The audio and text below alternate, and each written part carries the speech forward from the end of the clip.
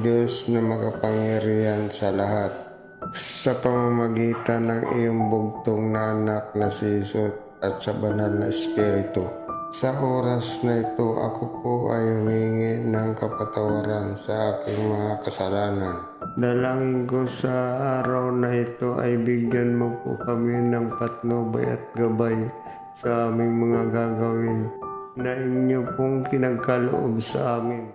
Dalangin ko, O Lord, na ingatan niyo po ang mga mahal ko sa buhay at bigyan niyo kami nawa ng maayos na kalusugan.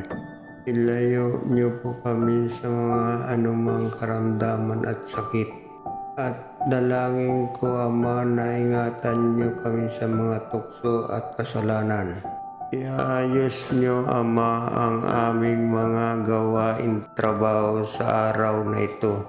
Huwag niyo po kami hayaan na patuloy na magkasala. Itama niyo nawa ang aming mga pag-iisip na sa ganon ay makapagpasya kami sa aming mga suliranin at mga kagustuhan sa aming buhay. Kayo po ang masusunod, hindi ang aming mga kagustuhan. I-bless niyo po ang aming hanap buhay at dalangin ko, Lord, na kasaganaan na sa inyo magmumula ang aming kasaganaang pamumuhay.